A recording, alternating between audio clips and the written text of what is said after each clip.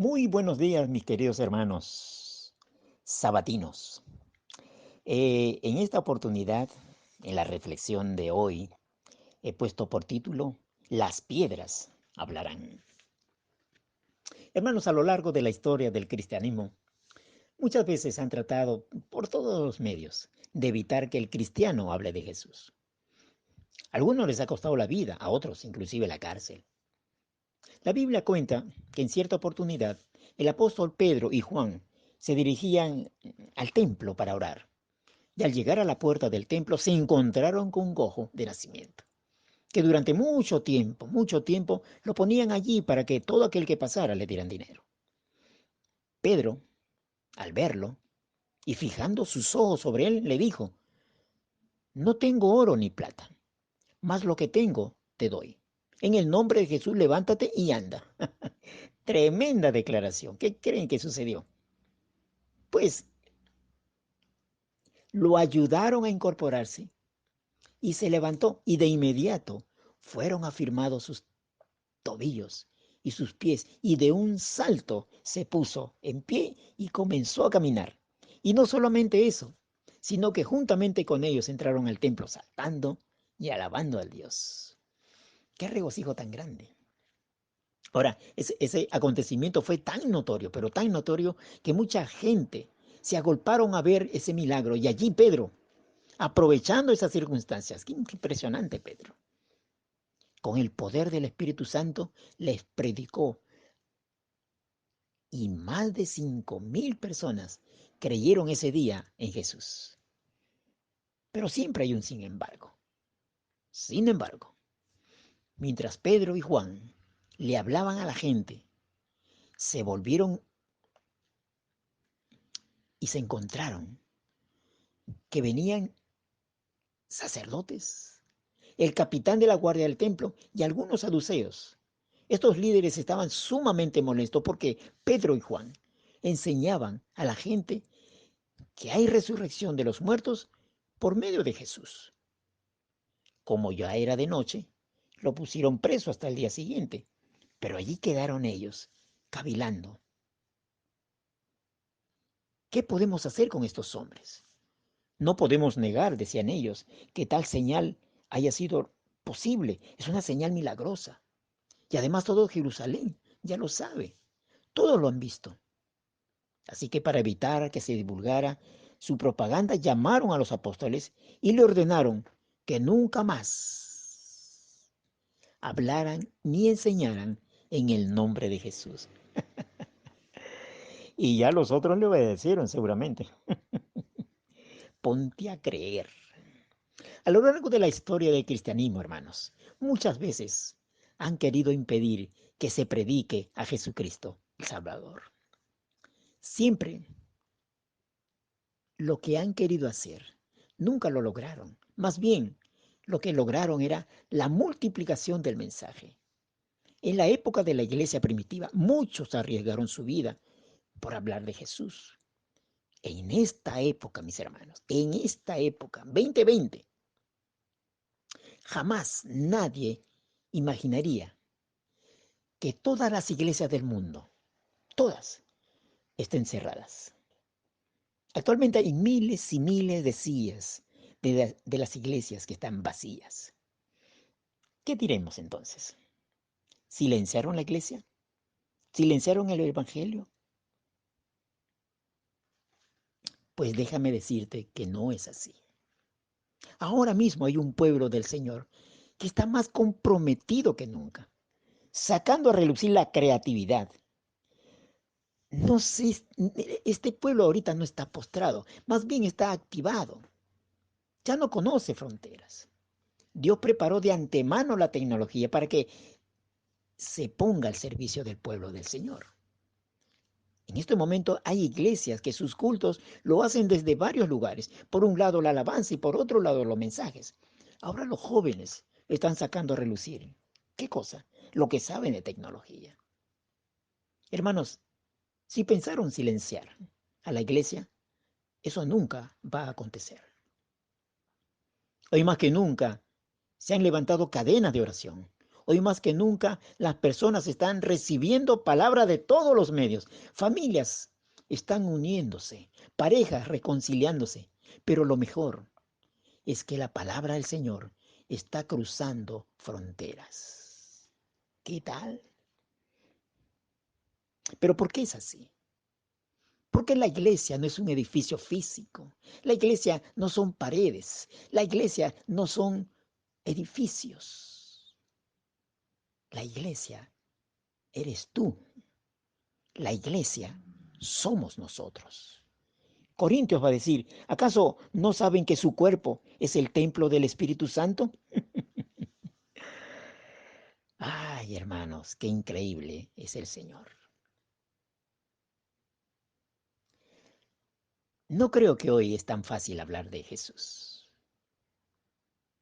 porque el mundo en general anda detrás de otras cosas, o están colocando su confianza en otros dioses, otros ídolos, o sistemas materialistas, en gobiernos. Pero a todos nosotros, hermanos, nos corresponderá hablar de Jesús, su obra aquí en la tierra, su actividad actual en el cielo, su segunda venida.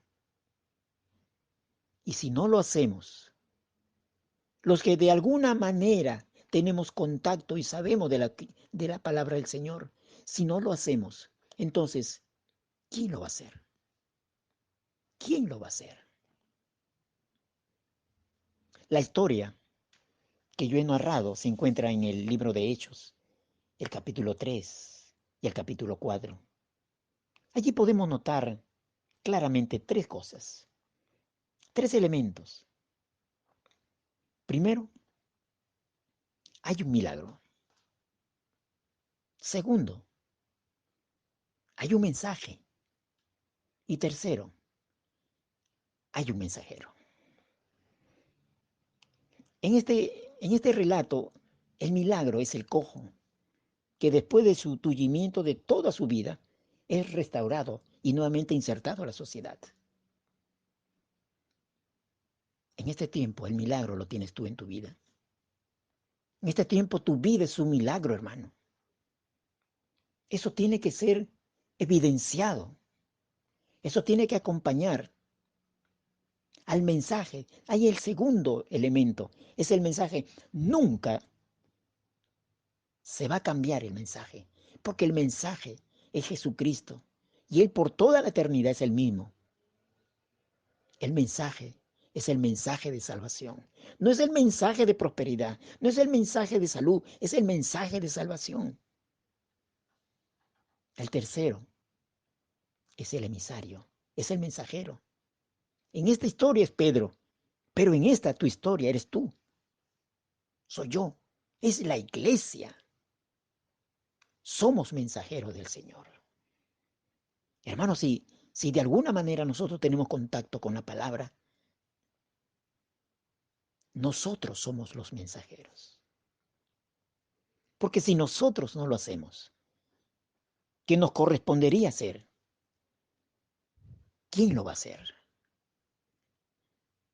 Te quiero compartir algo que sucedió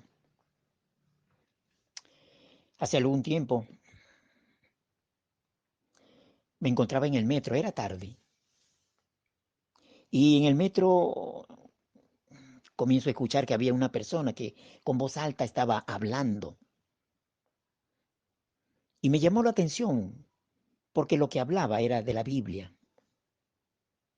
Pero más sorprendido me quedé que la persona que estaba hablando era una persona que estaba ebria. Y no solamente eso, sino que en una de sus manos estaba inclusive agarrando la botella de licor. En ese momento entró en mí el espíritu de fariseo y comencé en mi mente a condenarlo. Pero ¿cómo era posible que este hombre irrespetuoso que en su condición pueda hablar del Señor? ¡Qué vergüenza!, decía yo.